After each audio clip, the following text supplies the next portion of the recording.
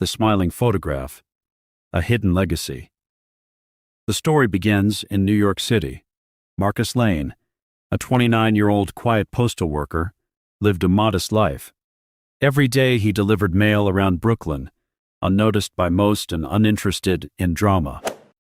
But one day, as he dropped a letter into the mailbox of an old, abandoned house, something unusual caught his eye, a faded photograph lying on the dusty doorstep. The woman in the photo looked strikingly like his mother. But what shocked Marcus most was the date written on the back, June 1965. His mother was born in 1973. Disturbed yet intrigued, Marcus brought the photo to his uncle, who raised him after his mother's early death. The uncle looked shaken but dismissed it, claiming it must be a coincidence. But Marcus felt something deeper, like a calling. He flipped the photograph again and noticed a faint handwritten note. This woman holds the key to something unseen. The inheritance was meant for her. If you're reading this, then the time has come. Marcus couldn't stop thinking about it. The next day, he visited the city archives and searched for the house's history. The property had once belonged to a woman named Lena West, a rising film actress in the 1960s, who mysteriously vanished in 1971, never to be seen again. The house had remained empty ever since. One rainy evening, Marcus returned to the abandoned house, flashlight in hand. Inside, behind a crumbling wall panel, he discovered a hidden safe. After hours of figuring out the combination, a date matching Lena's birth, the safe clicked open. Inside were old film reels, personal letters, stacks of cash, and documents. One letter read, "This is for the one who searches. If you're reading this, you are my blood. My name is Lena. I am your real mother." Marcus stood frozen. All his life, he believed his aunt was his mom. But these documents revealed the truth. Lena had given birth in secret, passed the child to her sister, and vanished. His whole identity had been built on a lie, and now he was the heir to a famous name and an enormous legacy. Soon, news outlets picked up the story. Unknown postman turns out to be the son of vanished Hollywood star. But the fame brought more than attention, the watchers. Strange things began happening. A black car started trailing Marcus from a distance. Once, while leaving a press interview, he spotted two men in suits watching him silently. One of them made eye contact and nodded subtly, not a threat, but a warning. Inside the safe was something far more valuable than money, a film reel labeled The Arcadia Protocol. Marcus borrowed an old projector and played it. The reel showed Lena West sitting in front of the camera in a dimly lit room. "If you're watching this," she said, her voice shaking, "then I am either dead or in hiding. I was never just an actress. I was working undercover with a private intelligence network. I uncovered something global." But the watchers. Strange things began happening. A black car started trailing Marcus from a distance. Once, while leaving a press interview, he spotted two men in suits watching him silently. One of them made eye contact and nodded. Nothing stolen, but the room was clearly searched. They were after the reel. Marcus knew now he had to finish what Lena started. Not for the fame, not for the inheritance, but for truth. He moved out of his apartment, going underground. With the help of a tech-savvy friend named Kayla, he began digging into the Arcadia Protocol. The more they uncovered, the more dangerous things became. It was a global conspiracy involving hidden surveillance networks, powerful corporations, and secret deals between governments, all connected through encrypted data hidden in Lena's film archives. Kayla and Marcus had only scratched the surface, but one name kept appearing in the data, Project Anvil. And it was active. Project Anvil. The more Marcus and Kayla unraveled from the encrypted files, the more dangerous things became. Within one video hidden deep in the old hard drives, Lena's face appeared again, but this time she wasn't acting. "If you've come this far," she said urgently, "you're in danger. They're still watching. Project Anvil was never shut down. It was relocated. And now, they will come for you too. Kayla paused the footage. Marcus, this isn't just about your mother. It's about everything. If this project is real, it's bigger than Watergate. Just then, Kayla's laptop screen flickered. Unauthorized remote access detected. "They've found us," she yelled. The lights in the apartment shut off. Sirens echoed outside. Marcus grabbed the film reels, the flash drives, and Lena's old leather journal. They jumped out the fire escape just as two black-clad agents kicked in the front door. The chase. Now fugitives, Marcus and Kayla fled to upstate New York, hiding out in a cabin once owned by a retired journalist Lena used to trust, a man named Frank Cordero. Frank, now in his 70s, opened the door with a rifle in hand. When Marcus showed Lena's journal, the old man nearly dropped to his knees. "She told me this day might come," he whispered. "I hoped it never would."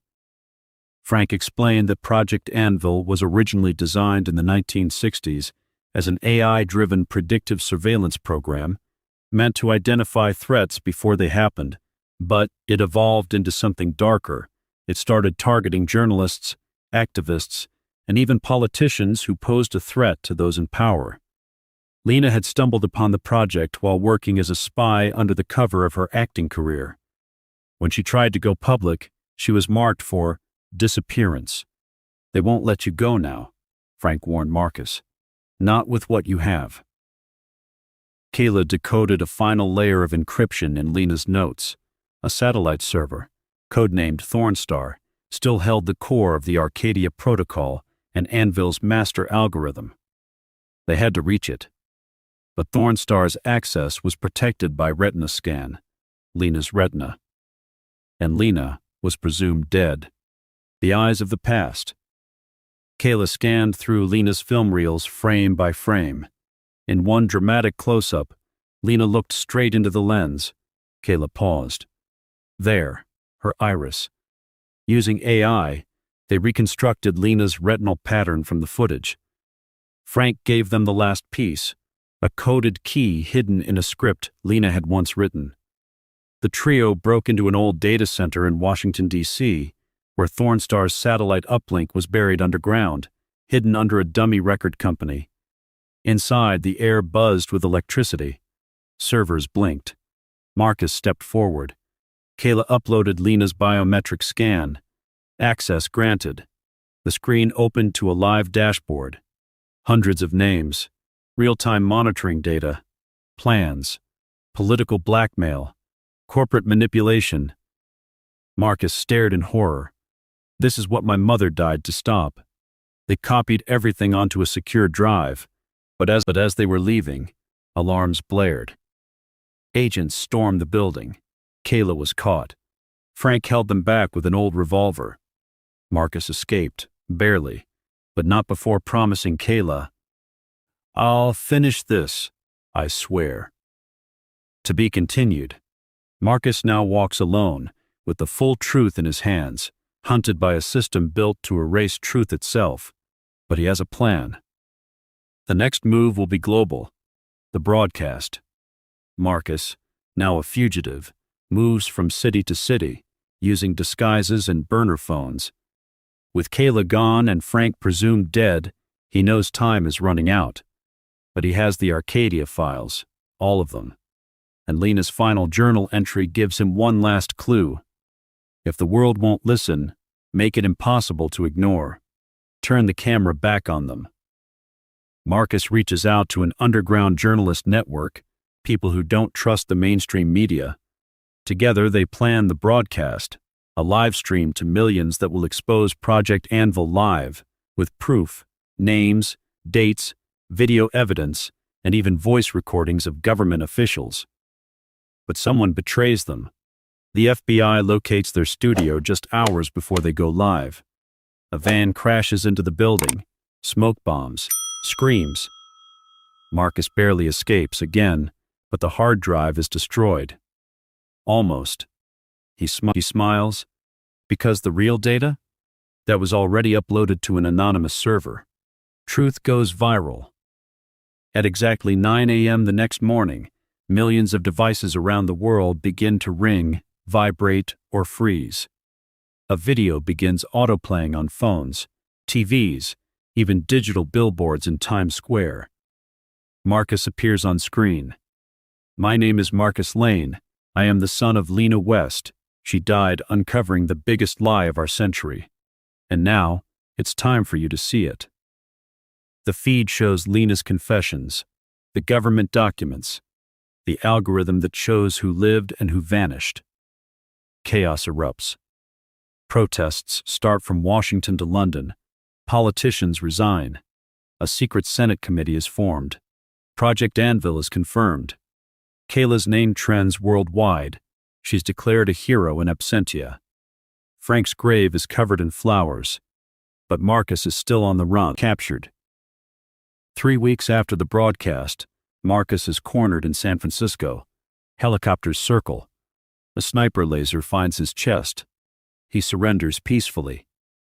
The trial becomes the most watched event in American history. The United States versus Marcus Lane. The prosecution accuses him of terrorism, cybercrime, and treason.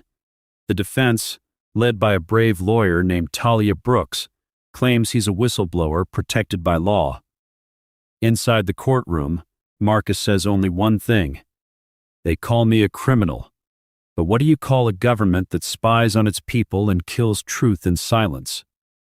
The courtroom falls silent. The turning point. Just as the verdict nears, a surprise witness arrives. Kayla. Alive. She'd been hiding in Europe, waiting for the perfect moment. She brings a backup of all files, shows that the FBI altered trial evidence, and plays a final message Lena recorded in 1971. "If they try to bury this, it means I was right. If you're listening now, my son was always meant to finish what I started." The courtroom erupts. Cameras catch jurors crying. The judge calls a recess. That night, the Attorney General resigns. Legacy. Marcus is acquitted. In the weeks that follow, several high-ranking officials are arrested. Project Anvil is dismantled. Lena West is posthumously awarded the Presidential Medal of Freedom. Marcus refuses book deals and interviews. He disappears from public life, choosing peace over fame. But every year on June 5th, the day of the broadcast, people around the world light a single candle in their window. They call it "The Night the Silence Broke." And on one bookshelf, in a quiet apartment somewhere in Brooklyn, there's an old photograph of a woman smiling. Her eyes still seem to say, "The truth is never lost, only waiting."